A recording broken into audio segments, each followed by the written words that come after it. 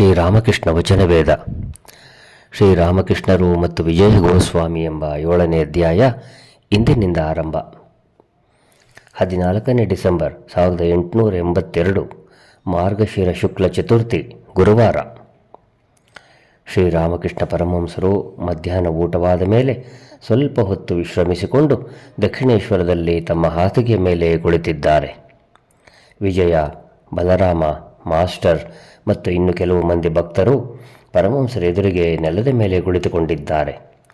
ಬಾಗಿಲಿನ ಮೂಲಕ ಗಂಗಾ ನದಿಯು ಅವರ ಕಣ್ಣಿಗೆ ಬೀಳುತ್ತಿದೆ. ಚಳಿಗಾಲವಾದ್ದರಿಂದ ಎಲ್ಲರೂ ಉಣ್ಣೆ ಬಟ್ಟೆಗಳನ್ನು ಹಾಕಿಕೊಂಡಿದ್ದಾರೆ. ವಿಜಯನಿಗೆ ಆಗಾಗ ಹೊಟ್ಟೆ ಶೂಲೆ ಬರುತ್ತಿದ್ದುದರಿಂದ ಆತ ಜೊತೆಯಲ್ಲಿ ಔಷಧಿಯನ್ನು ತೆಗೆದುಕೊಂಡು ಬಂದಿದ್ದಾನೆ.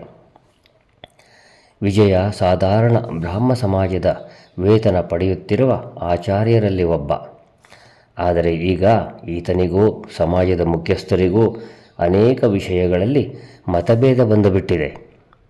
ಈತ ದಯೆ, ನಡತೆ, ಶೀಲ, ಭಗವದ್ಭಕ್ತಿ ಇವುಗಳಲ್ಲಿ ಬಹಳ ಹೆಸರನ್ನು ಗಳಿಸಿರುವ ಶ್ರೀ ಚೈತನ್ಯದೇವನ ಪರಮ ಸ್ನೇಹಿತ ಅದ್ವೈತ ಗೋಸ್ವಾಮಿಯ ವಂಶದಲ್ಲಿ ಜನ್ಮ ತಳೆದಿದ್ದಾನೆ.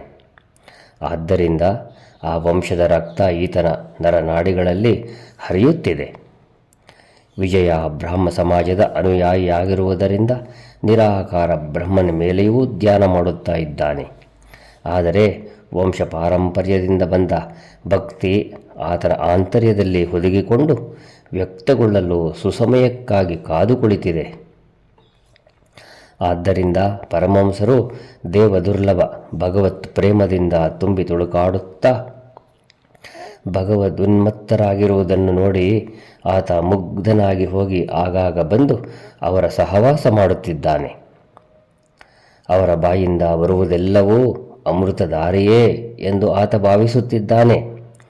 ಪರಮಹಂಸರು ಭಗವತ್ ಪ್ರೇಮದಿಂದ ಬಾಲಕನ ಹಾಗೆ ನರ್ತಿಸುತ್ತಿರುವುದನ್ನು ಕಂಡಾಗಲೆಲ್ಲ ವಿಜಯನು ಅವರೊಡನೆ ಬೆರೆತು ನರ್ತಿಸುತ್ತಾನೆ.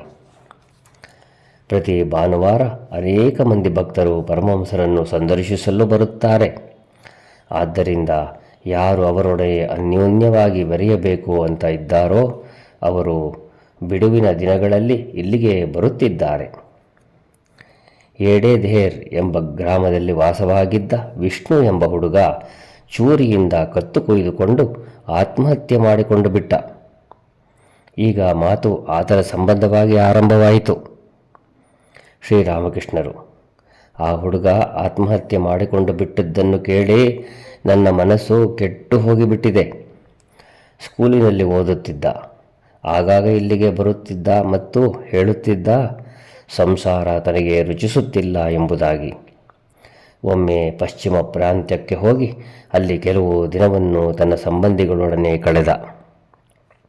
ಅಲ್ಲಿ ಹುಲ್ಲುಗಾವಲು, ಕಾಡು, ಬೆಟ್ಟ ಇವುಗಳ ಕಡೆಗೆ ಹೋಗಿ ಏಕಾಂತದಲ್ಲಿ ಧ್ಯಾನ ಮಾಡುತ್ತಿದ್ದ. ತನಗೆ ಅನೇಕ ಬಾರಿ ಭಗವದ್ ರೂಪ ದರ್ಶನ ಆಗಿದೆ ಎಂಬುದಾಗಿ ಒಮ್ಮೆ ನನಗೆ ತಿಳಿಸಿದ್ದ. ಬಹುಶಃ ಇದು ಆತನ ಕೊನೆಯ ಜನ್ಮ ಆಗಿರಬೇಕು.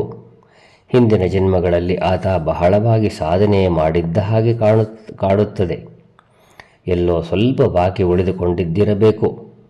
ಅದು ಈ ಜನ್ಮದಲ್ಲಿ ಮುಗಿದು ಹೋಗಿಬಿಟ್ಟಿತು. ಜೈ ರಾಮಕೃಷ್ಣ.